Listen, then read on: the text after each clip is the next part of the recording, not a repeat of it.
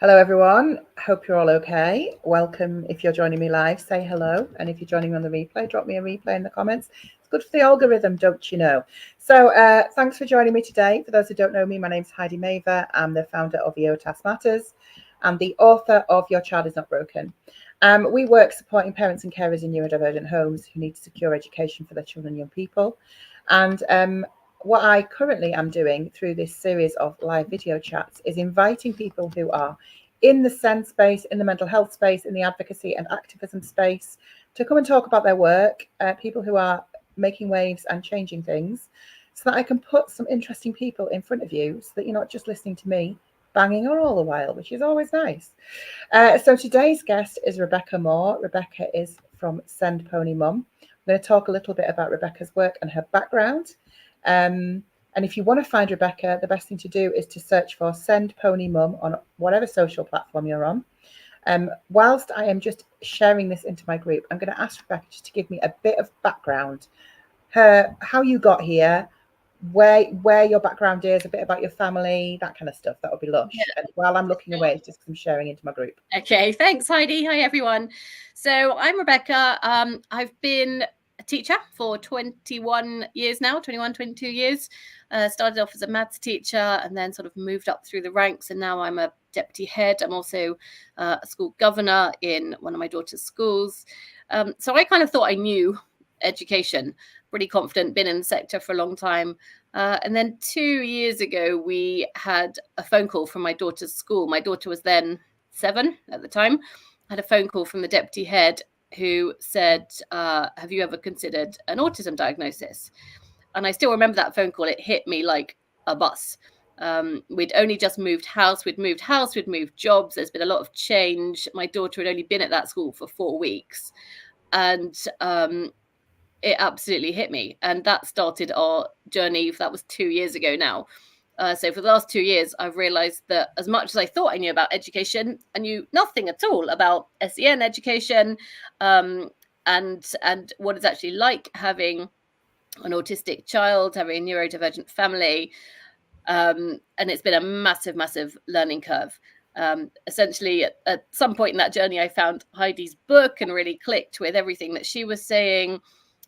Linked up with a lot of other people, and I've been so driven essentially to rage and madness at the system that I'm really inspired now to help other families who are going through the whole process, especially the EHCP process, and just survival, turning it into thriving if possible, rather than just surviving. Yeah, that thing of when someone says to you, have you thought about autism, is a heck of a thing, right? It's a bit of a shock to the system. And we knew. I would say that I knew since she was 1 and since she was tiny and organizing things in perfect little piles. And, you know, we'd sort of look at each other, my husband and I, and go, right, okay, we know what's coming. But actually, bless her, she was just very quiet, shy, very bright, very academic, but very nervous.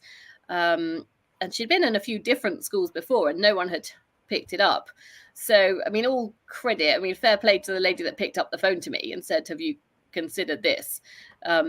Because kind of no, we hadn't actually, but then that was when she was 7 and we started the kind of diagnosis pathway then. But yeah, I will never forget that phone call.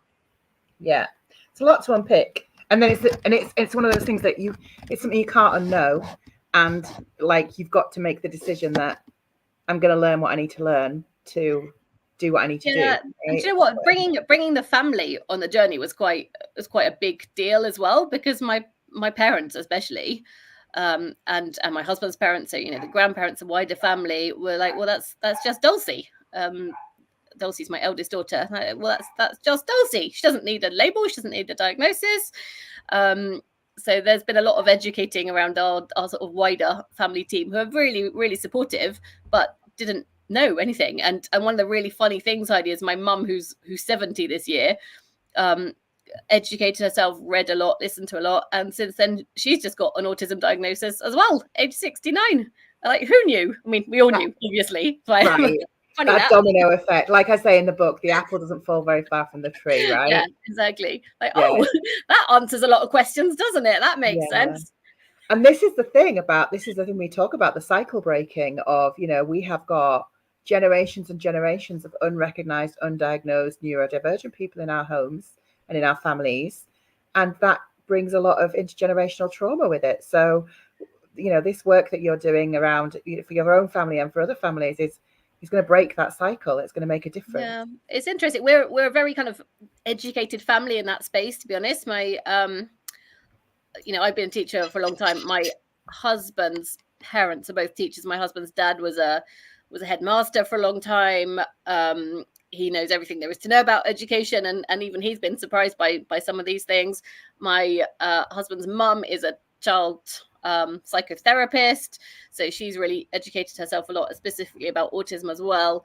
But we as a family always do a lot of work in the mental health space. Sadly, my husband lost his little brother, age 21, took his own life. So we kind of work in the mental health space a lot, and seeing the crossover between autistic families, neurodiverse households, and the mental health need, and the needs that aren't being met by the state. I don't need to preach to you about that, because it's a battle, and the word I use is a battle.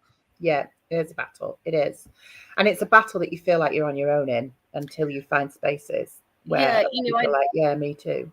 Yeah, exactly. And reading your book was kind of the first step, and finding your forums and realizing that actually, there's people, as there's thousands of people, there's tens of thousands of people in the UK in the same space fighting this battle, and you think you're the only one that you think it's you, because you're going mad and people aren't answering your emails and people aren't answering the phone, and what have you got to do to get some help? And I just felt, and I still feel, that my daughter had no help from the state. We were in a privileged position that we could borrow some money to have private diagnoses to kind of speed things up.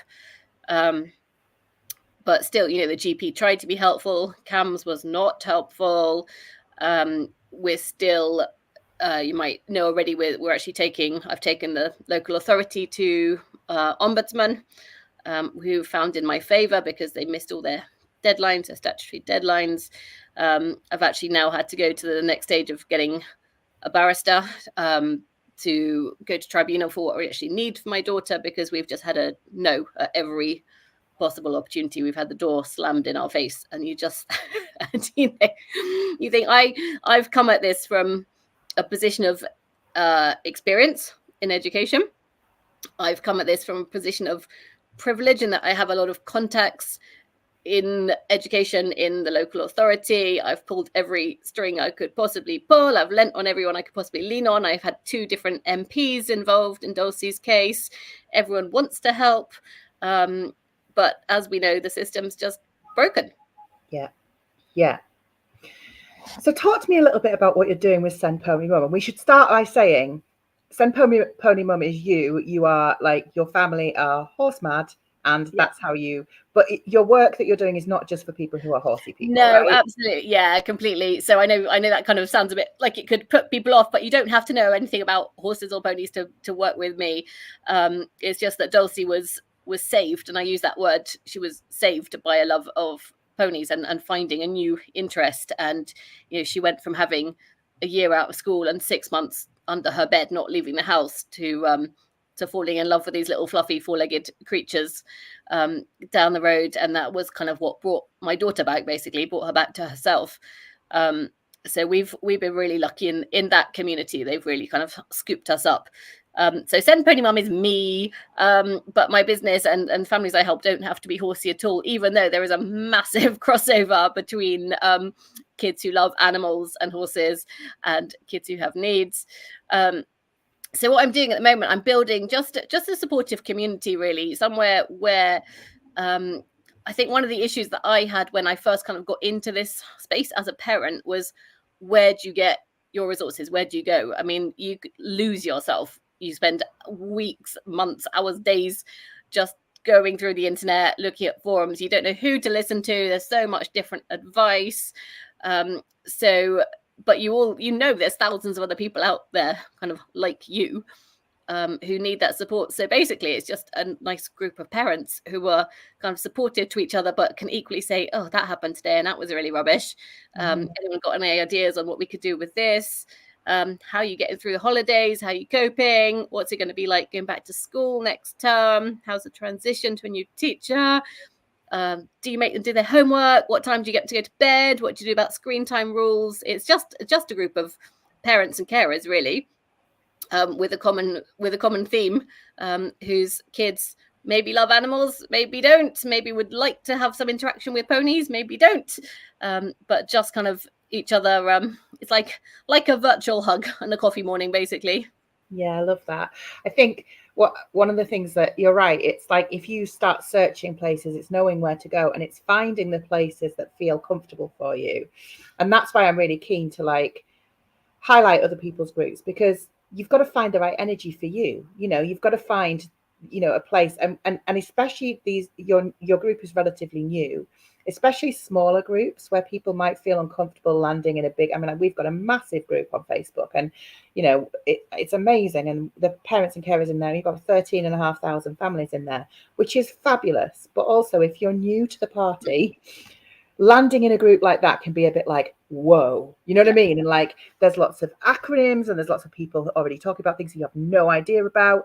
Joining a new group that is just finding its feet and finding its feel, I think can feel like putting on a safe pair of slippers. It's kind of like, it's nice to be in from the beginning. Yeah, and to be honest, it's very new. I've got nearly 100 people, and I'd really like to get to know everyone personally. Everyone's interacting, and if someone's got a query or a question, just needs a pat on the back, then people always step up and kind of put that metaphorical arm around the shoulder. But yeah, there's one of the things that I got was overwhelmed by too much information, just too much out there. And I signed up to every list. Going, I was on every subscribe here, I was on every mailing list, and then you just get these floods of emails and things coming in, and that's another thing to deal with. And I'm like, I can't. So that's one of my kind of first top tips, basically, was actually unsubscribing from everything you don't need in your life. Not just, emails and mailing lists, but actually just getting rid of the stuff you don't need. Just to give I know you're red hot on overwhelm, aren't you? It's one of the things that is like because I think it's a really common experience. And I think too often we're like, well, of course you'd be overwhelmed. And like, there are things you can do. I know that you've got a freebie, which is From Overwhelmed to Empowered, and I'm putting it in the comments that people can see it. Can you just talk to us about that? Like, why that is important to you and what your approach to that is? So I didn't realize, Heidi, that I was overwhelmed until I'd kind of come out the other side of it. So Dulcie suffered burnout.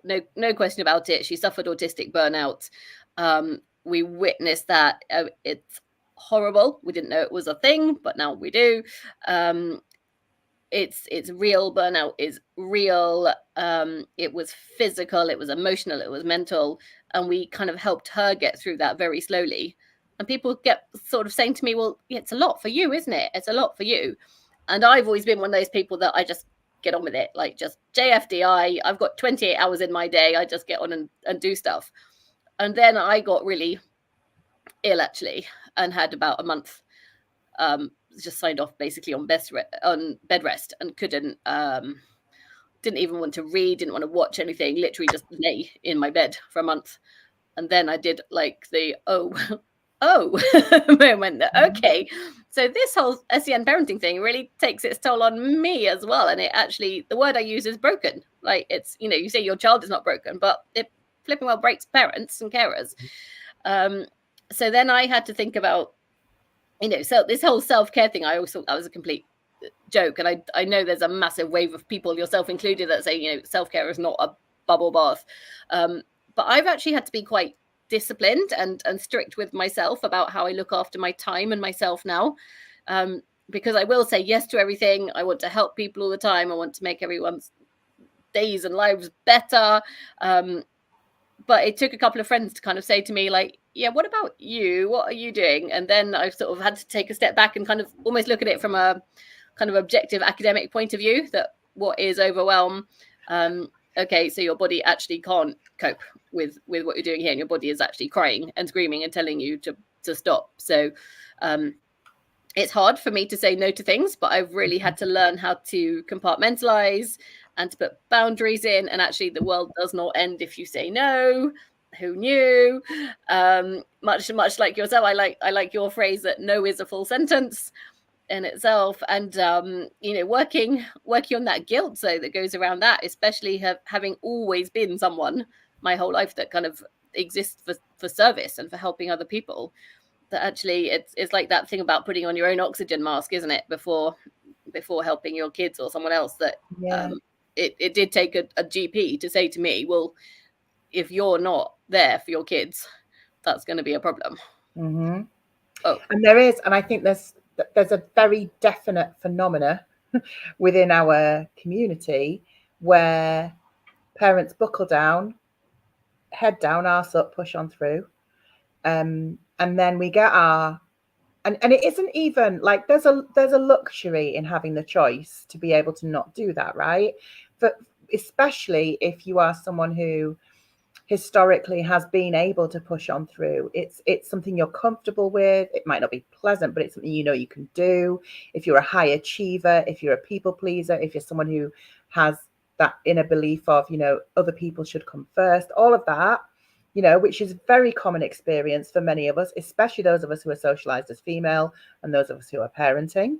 And then we have this thing where people get through like the crisis for their children, and then there's a second wave of crisis, and it's because we are paying the price for pushing on through and doing those things. And I think a lot of us learn that the very hard way. It's not it's until that thing about the body holds score. It wasn't. I was like, well, of course I'll be all right. I'll just keep going. And, I've always kind of joked at work that, I'll just keep going till I drop down dead and then just step over. I'll sleep when I'm dead. I'll rest when I'm dead. Yeah. Sleep when I'm dead. That's one of my mottos. Yeah. My mum's favorite expression was, about busy people getting stuff done. My mum always says, well, stick a broom up my arse, I'll sweep the floor as well.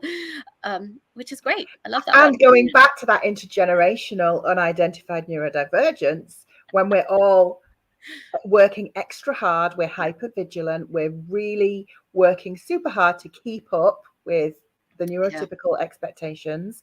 We have generations. I mean, some of the things that my mum said to me about like that, one of the things that was said to my therapist this week, one of the things that was often said in our house was my mum had this thing, was FHB, and FHB stood for family hold back. So whenever we were anywhere, like if we were at a buffet or a party or FHB, like we waited till last, everyone else went first. Mm-hmm. Like we had like speak when you're spoken to, like all of that stuff. And that becomes part of your belief system and part of your operating system as you approach adulthood. Yeah. But we have spinning plates. Like the multiple spinning plates, like just give it to Rebecca, she'll do it. Give it that. That's it. And we have to recognise that what the world we're living in is not the world that our parents were living in 50 years ago. It's just not the same. Or the world that we're bringing our kids up in. And actually, I've taken a really conscious effort. I've posted about it a few times. I've taken a real conscious decision this summer holiday to not do as much as I normally would. Holidays, I used to have a planner for the holidays. I used to plan. I used to split it in since they were babies. I've got 2 daughters. Literally, since they were babies, I'd have morning, afternoon, evening activities planned. And that's how I used to have to structure everything. But now we've spent a lot of time at home in the garden, blowing bubbles and climbing the tree and sleeping in the tent and not going out and doing stuff because we can't. My kids just can't, and I can't, and I'm exhausted and they're exhausted. So it's looking after ourselves as a family. And that takes a bit of bravery. Actually, I've decided, I've discovered to actually say no. We're not going to go and do that thing. We don't. It's essentially just saying no because I don't want to, isn't it? Do you want to come and do this thing? No. I think it's an active rebellion to say no. I think that we are expected to say yes. We are expected to suck it up. We are expected to push on through. I said to my friend last week about something that I'd done that I wish I hadn't done because it was exhausting and it wasn't worth it. And she was like, I know that you tell other people this, but you're still learning it as well. Yeah. Like you are allowed to be like, I don't want to do that, and just not do it. And we've got to model that to our kids as well, right? Because if we don't, we won't break those cycles. Yeah, and people will get over it, and it's not rude. I'm very keen that my children don't come across as rude. I'm always very upfront about their autism. My youngest one hasn't got an official diagnosis yet. She's on the wait list, but she's 100% PDA. And I always get really on the front foot and very sort of proactive, maybe too much in people's faces. Like if I meet someone new, I say, right, this is Dulcie. I'm introducing her. She's autistic, so she will be listening to you. Everything you say will be going in. She'll be taking it all in, but she won't give you anything out. So if you ask her a question, she doesn't answer, please don't think she's rude. She's not being a brat. She might be able to give you a thumbs up or something, but that's that. And I couldn't bear people thinking of my children as rude, as society sometimes does when we've got children who are slightly outside the norm. Yeah, 100%. When I go into meetings, I start off by saying, just so you all know, I'm autistic. You need to listen to what I say and not the tone that I say it in. Yeah. Because otherwise people are around the table like with faces like a bulldog licking piss off a wasp. Yeah. Just like, that's not the phrase, but you know what I mean? Like thinking that I'm super rude. And when I do advocate for people and I don't include that disclaimer, my name turns up in notes saying that I'm rude and obnoxious. Yeah. So you kind of got to like get ahead of it. It's also that thing though about being, I think this is linked with kind of gender identity as well, isn't it, about females, that whole thing about like you're called pushy, aren't you? If you've got an opinion and you share it, you're still called pushy. And you know, oh, that mum. Well, actually I'm kind of leaning into being that mum now and that parent and owning it, and actually I'll hold the school to account or hold whoever to account, and actually you know, why shouldn't I actually? 100%. And there is something about that, like you don't have to be a gobshite and bolshy as heck, but you know, if you approach a door and it's got a push sign on it, you're not going to open it if you don't push it. Yeah. So like you can't just stand there waiting for it to open. And you know, it's taken me a long time. I think it comes with age as well. It's taken me a long time to realize that I don't have to please everybody. I'm not going to please everybody. Not everybody is going to like me. And especially in my work, I'm not here to make friends. I'm here to make a difference, you know? Yeah. And you know, if a head teacher thinks I'm an arsehole, then so be it. I don't really care as long as we get what that kid needs, you know. Yeah. I think when you're working supporting families, it's easier when you're the third person. When you're actually the parent in front of the head teacher that you've got to see every day, it's not as straightforward. And people do say it's not as easy. It's easier said than done. And yes, it is easier said than done. Of course it is. But that's why communities like yours are so important, because when you're doing those things and when you are pushing back and when you are putting your foot down and when you are saying no, you need a space you can go to where you say to people, oh my God, you won't believe what I've just done. And everyone go, amazing, that's brilliant, well done. Yeah. You know, like rather than like, oh, what, you know, should I have done that? My God, what are they going to think of me? Yeah. 100%. So people are going to come and find you. I hope they are. So just a reminder, find Rebecca under Send Pony Mum on socials. And come and join Rebecca's free Facebook community. It's called Send Pony Mum Support for Families. And also, if you'd like to get her freebie, which is cracking, I've had a look at it. It's a freebie for parents, and it's called From Overwhelmed to Empowered. You'll find it in the comments. What are you working on next? I know that you're planning something quite soon. Yeah, so soon, hopefully in the next couple of weeks, I think I'm going to do a free workshop, an evening workshop, to kind of build on what's in the freebie and the PDF to start with, and just really kind of start asking that question of people about what's holding you back at the moment. What's your biggest challenge right now? What's the barrier? What could we as a group together do to kind of help push you through that next barrier? What can you get rid of in your life? What can you do to make things simpler? So that type of conversation. I love that. What can you cut loose?